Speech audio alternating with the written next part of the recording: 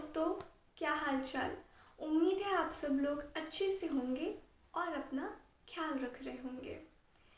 तो आज की ये जो सच्ची कहानी है, ये जो आज की सच्ची घटना है, जो कि आज हम आप लोगों को सुनाने जा रहे हैं, वो काफ़ी ज़्यादा वाकई में दिल को दहला देने वाली है। कहते हैं ना कि प्रेम प्रसंग एक ऐसा जाल है जिसमें अगर आप फंसते हैं एक बार तो फिर इस जाल में आप फंसते चले जाते हैं।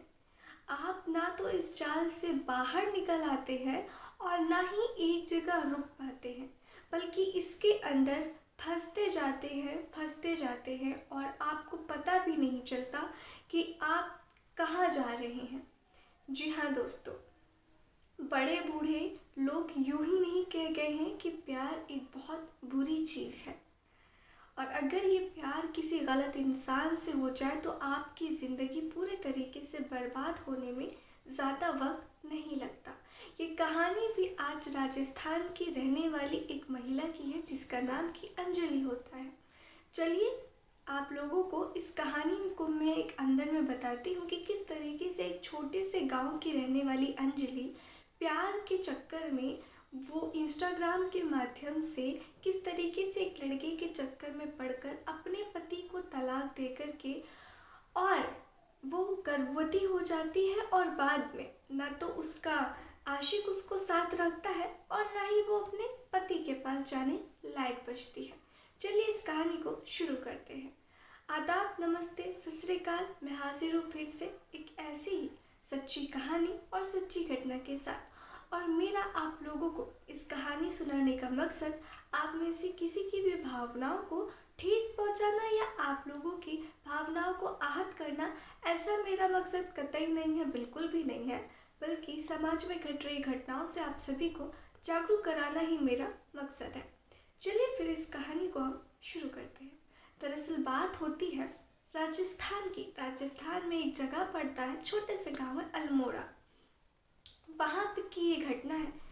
वहाँ पे दरअसल एक परिवार होता है। दरअसल ये बात है 11 अगस्त 2018 की ये कहानी है।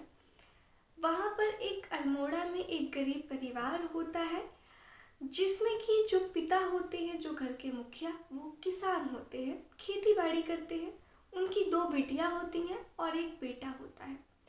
एक बार किसान जो थे, इनके पिताजी, वो जब काम कर रहे थे खेत में तो उनको करंट लग जाने की वजह से उनकी मौत हो जाती है।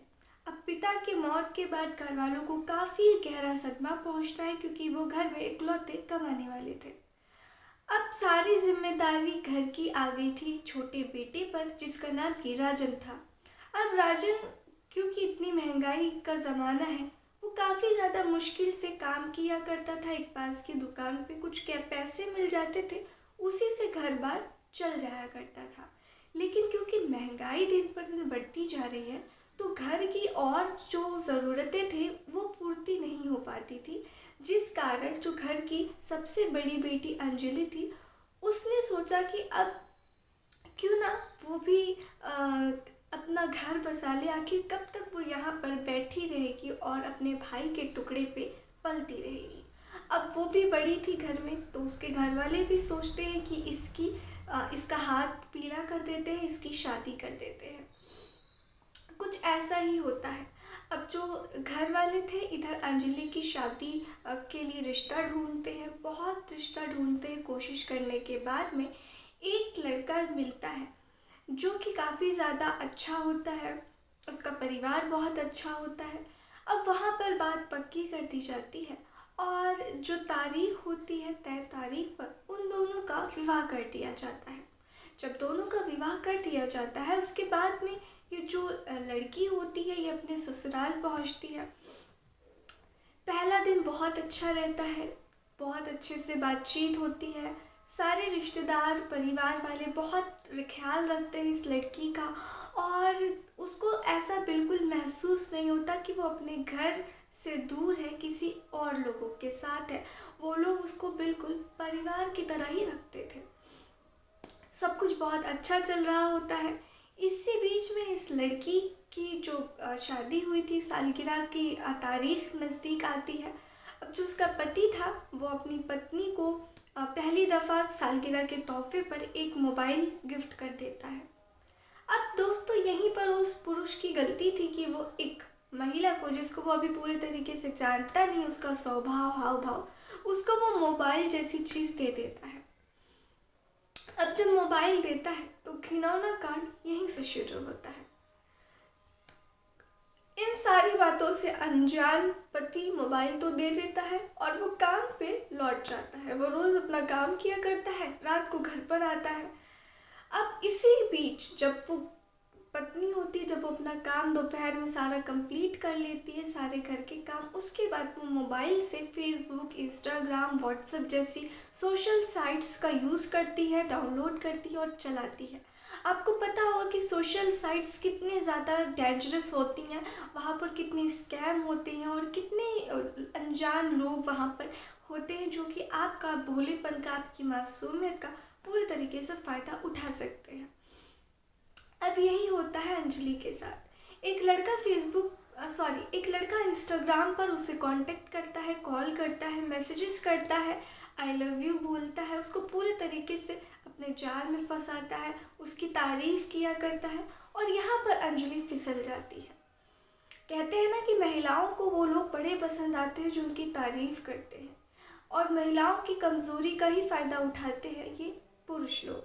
अब वहाँ पर वो महिला को उस व्यक्ति से प्रेम हो जाता है और ये प्रेम इतना बढ़ जाता है कि वो लोग अब घंटों घंटों कॉल पे बातें किया करते थे और पति इन सारी चीज़ों से अनजान था। अब बात इतनी ज़्यादा बढ़ गई थी प्रेम प्रसंग कि ये लड़का अब उस लड़की को मिलने बुलाया करता था, वो लड़की उससे मिलने होटल में जाया करती थी।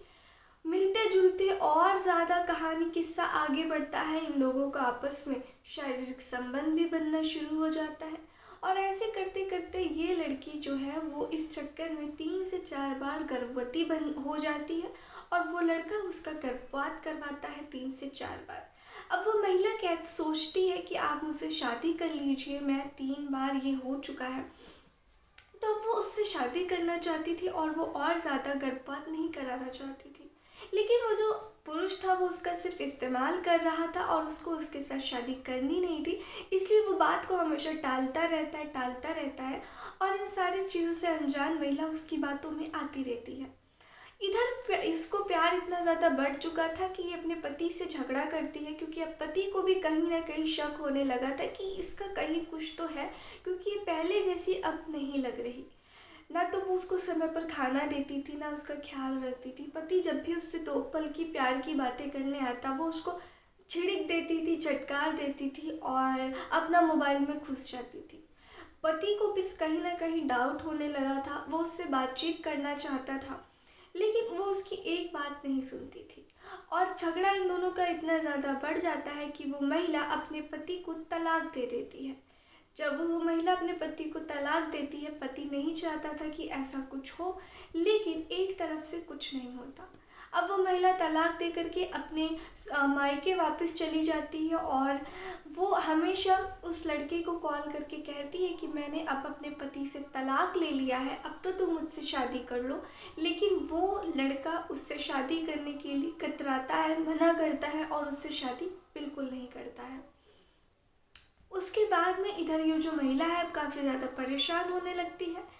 अब उसे समझ नहीं आता है कि वो क्या कर रही है, क्योंकि एक तरफ उसने अपने पति को तलाक दे दिया है, दूसरी तरफ उसका जो आशिक है वो उससे शादी करना नहीं चाहता है और इधर जो माँ बाप है इधर जो उसकी माँ है, एक छोटी बहन है, एक भाई है, अब उनके सर पर वो वापस बोझ बन चुकी है। अब भाई की इतनी कमाई नहीं है कि वो उसका भी पेट पाले, तो ये सारी चीज़ों की वजह से और जो पड़ोस में थे अब क्योंकि उसका पेट इतना ज़्यादा निकल चुका था गर्भपात कराने के बाद 3 बार, कि लोगों को शक था कि कुछ तो गड़बड़ ज़रूर है। इधर ये लड़की जो है वो काफ़ी ज़्यादा परेशान हो जाती है और उस लड़के को बार बार कहती है, तो लड़का अब उसका फ़ोन ब्लॉक कर देता है, नंबर ब्लॉक कर देता है और अपना फ़ोन भी सिम चेंज कर देता है।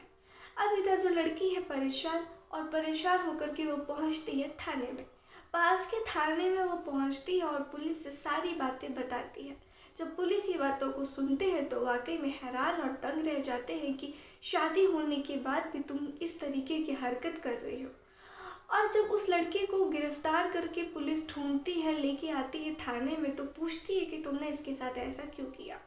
तो वो लड़का कहता है कि साहब सीधी सी बात है, एक महिला जो कि शादीशुदा होने के बाद उसका पति उसको मोबाइल देता है और उसी मोबाइल से वो एक लड़के से यानी कि मुझसे आशिकी लड़ाती है, तो क्या भरोसा है कि कल को ये मुझे छोड़ करके नहीं जाएगी। जब ये अपने पति को छोड़ सकती है तो मुझसे भी शादी करने के बाद तो किसी और के चक्कर में पड़ के मुझे भी छोड़ सकती है। मैं ऐसी लड़की का कैसे भरोसा करूं। और मैं इस तरीके का आदमी बिल्कुल नहीं हूँ। मैं तो इसके गलत चक्कर में पड़ गया, मैं बहक गया था और अब मुझे अकल आ गई है। ये सारी बातें जब वो पुलिस को बताता है तो पुलिस को भी कहीं ना कहीं उसकी बातों में सच्चाई लगती है कि सही बात है, ऐसी लड़की से कौन ही प्यार करना चाहेगा जो कि अपने पति की ना हो सके, अपने घर वालों की ना हो सके, वो भला किसी और की क्या ही होगी। लोग तो आज के समय में बस इस्तेमाल करना जानते हैं, कोई किसी को अपने घर की इज्जत बनाना नहीं चाहता। तो दोस्तों, ये थी आज की घटना, आज की कहानी। आप लोग मुझे बताइए कि आप लोगों को आज की कहानी मेरी कैसी लगी।